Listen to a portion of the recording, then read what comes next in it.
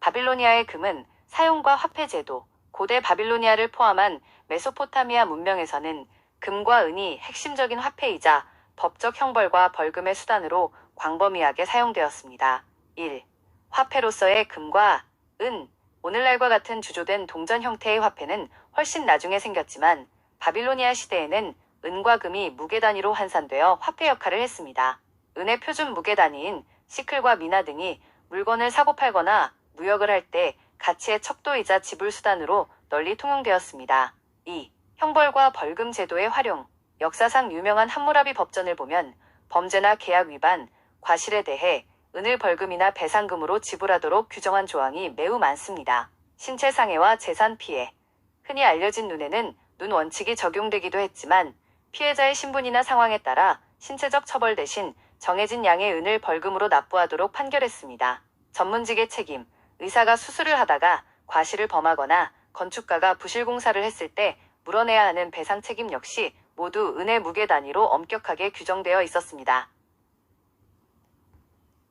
아니요, 바빌론만 그런 것은 아닙니다. 바빌론을 포함하여 고대 메소포타미아와 근동 지역의 대부분의 고대 문명에서 금과 은을 무게 단위로 환산하여 화폐와 법적 형벌 벌금의 수단으로 공통으로 사용했습니다.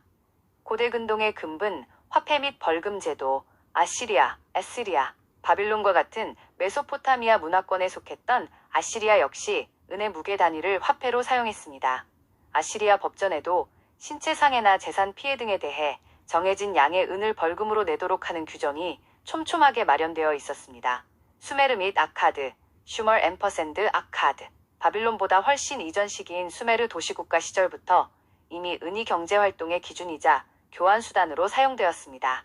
인류 역사상 가장 오래된 법전 중 하나인 우르 남무 법전 등에서도 범죄에 대한 처벌로 은을 배상하도록 한 기록이 나타납니다.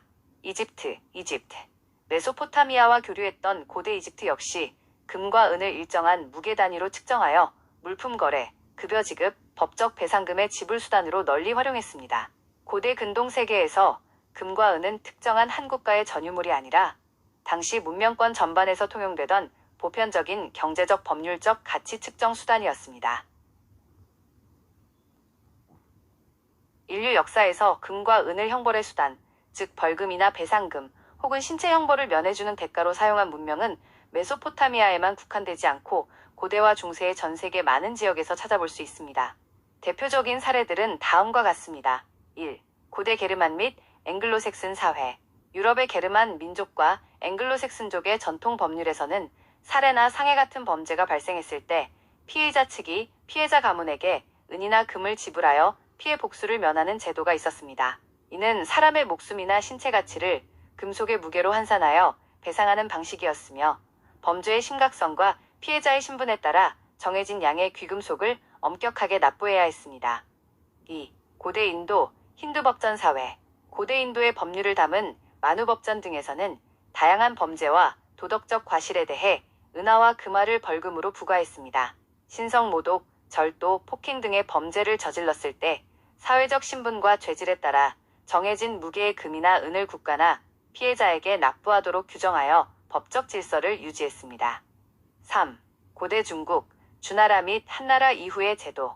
고대 중국에서는 가혹한 신체 형벌이나 사형을 집행하는 대신 일정한 재물을 바치고 형벌을 면제받는 제도가 발달했습니다. 초기에는 구리동전이나 비단 등이 주로 쓰였으나 왕조가 발전하고 금과 은의 유통이 활발해지면서 고위 관료나 부유층이 범죄를 저질렀을 때 금이나 은을 벌금으로 바치고 형량을 감면받거나 면제받는 관행이 존재했습니다. 4.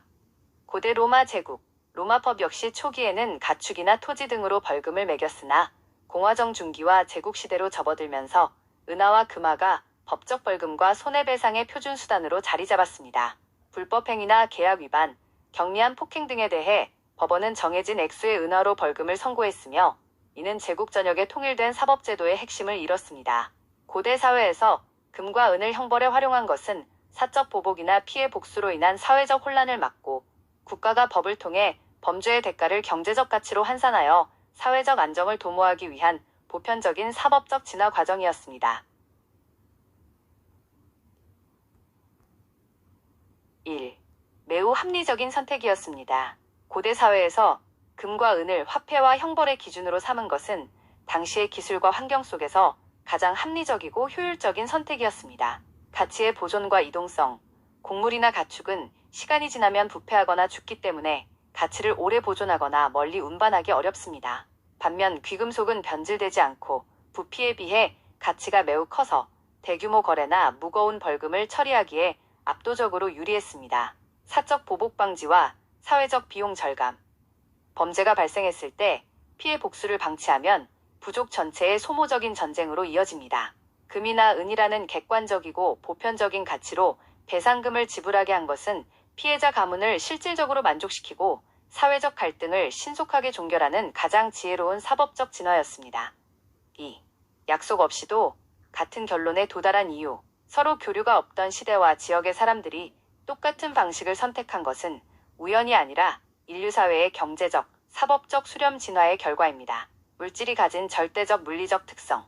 지구상에 존재하는 수많은 원소 중 금과 은은 희소성, 변치 않는 내구성, 부식되지 않는 성질, 그리고 쉽게 쪼개고 합칠 수 있는 가공성을 동시에 갖춘 거의 유일한 물질입니다. 어떤 문명이든 경제가 발전하고 교환 수단이 필요해지면 결국 가장 완벽한 물성, 물리적 속성을 가진 귀금속으로 수렴할 수밖에 없습니다. 보편적인 인간의 필요. 인류가 마주한 문제, 즉 어떻게 하면 갈등을 피하고 공정하게 가치를 교환할 것인가는 전 세계 어디나 동일했습니다. 인간의 경제적 이성과 생존 본능이 같았기에 서로 다른 지역의 선조들도 독립적으로 가장 합리적인 도구인 금과 은을 찾아낸 것입니다.